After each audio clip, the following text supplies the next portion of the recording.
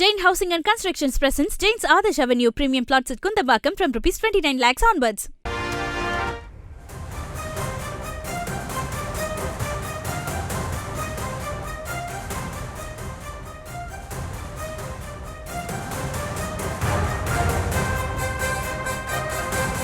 அண்மை செய்தியை பார்க்கிறோம். கரூர் மாவட்ட தாவேக செயலாளர் மதியழகனிடம் இரண்டாவது நாளாக விசாரணை நடைபெற்று வருகிறது. கூடுதல் விவரங்களை செய்தியாளர் ஜெர்ரி வழங்க கேட்கலாம்.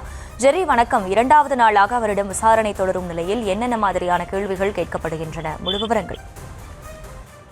வணக்கம்.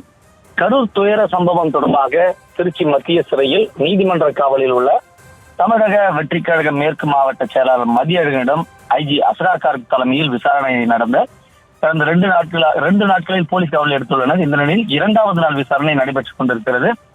இந்நிலையில் சுற்றுப்பயணத்தின் பொழுது எடுக்கப்பட்ட புகைப்படங்கள் மற்றும் காணொலிகளை கேட்டுள்ளனர்.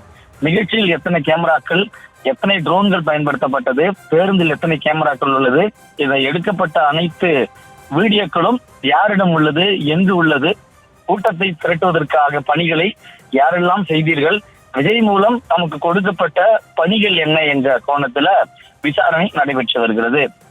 கரூரில் நடந்த செப்டம்பர் 27 நடைபெற்ற தமிழக வெற்றிக் கழக பரப்புரை கூட்டத்தில் விஜய் பேசும்போது ஏற்பட்ட கூட்ட நெரிசலில் சிக்கி 41 பேர் பரிதாபமாக உயிரிழந்தனர். இது தொடர்பாக தமிழக வெற்றிக் கழக கரூர் மேற்கு மாவட்ட செயலாளர் மதியழகன் மற்றும் மாநகர நிர்வாகி பவுன்ராஜ் ஆகியோர் கைது செய்யப்பட்டு நீதிமன்ற காவலில் இருக்கின்றனர். அதாவது சம்பவம் நடந்தது தொடர்பாக தாவேக பொதுச் செயலாளர் புசியானந்த், தாவேக இணை பொதுச் செயலாளர் CTR நிர்மல்குமார், கரூர் மேற்கு மாவட்ட செயலாளர் மதியழகன் உள்ளிட்ட 4 பேர் மீது வழக்கு பதிவு செய்யப்பட்டு கரூர் காவல் நிலையத்தில் 5 பிரிவுகளின் கீழ் வழக்கு பதிவு செய்யப்பட்டதில் தலைமறைவாக இருக்கும் புசியானந்த் நிர்மல்குமாரை தேடி வருகின்றனர். ஆனால் மதியழகன், அவருக்கு அடைக்கலம் கொடுக்கப்பட்ட பவுன்ராஜ் இருவரும் கைது செய்யப்பட்டு திருச்சி சிறையில் அடைக்கப்பட்டனர். இந்த நிலையில் இந்த கரூர் துயர சம்பவம் வழக்கை சிறப்பு புலனாய்வு குழு விசாரணை மேற்கொண்டு வருவதால் மதியழகனிடம் இந்த வழக்கு தொடர்பாக விசாரணையை நடத்த வேண்டும் என்று 5 நாட்களுக்கு போலீஸ் கஸ்டடி கேட்டு கரூர் குற்றவியல் நீதிமன்றத்தில் மனு தாக்கல் செய்திருந்தனர். சிறப்பு விசாரணை குழுவின் மனுவுக்கு தமிழக வெற்றிக் கழக வழக்கறிஞர்கள் எதிர்ப்பு தெரிவித்து வந்தனர். ஆனால் மதியழகன் கரூர் குற்றவியல் நீதிமன்றம் எண் 1 ஆஜர்படுத்தப்பட்டார். இந்த நிலையில் சிறப்பு விசாரணை குழு 5 நாட்கள் போலீஸ் கஸ்டடி கேட்டு மனு தாக்கல் செய்திருந்த நிலையில் 2 நாட்கள் போலீஸ் கஸ்டடிக்கு கரூர் நீதிமன்றம் அனுமதி வழங்கியிருக்கிறது.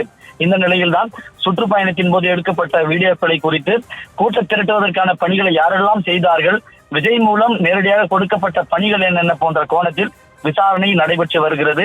மதியழகனிடம் நடத்தப்படும் விசாரணையொட்டித்தான் அடுத்த கட்ட விசாரணை மேற்கொள்ள உள்ளனர் சிறப்பு புலனாய்வு குழுவினர்.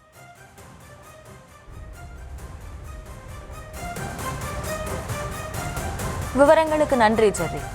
Jain Housing and Constructions presents Jain's Adarsh Avenue Premium Plots at Kundambakam from Rs 29 lakhs onwards.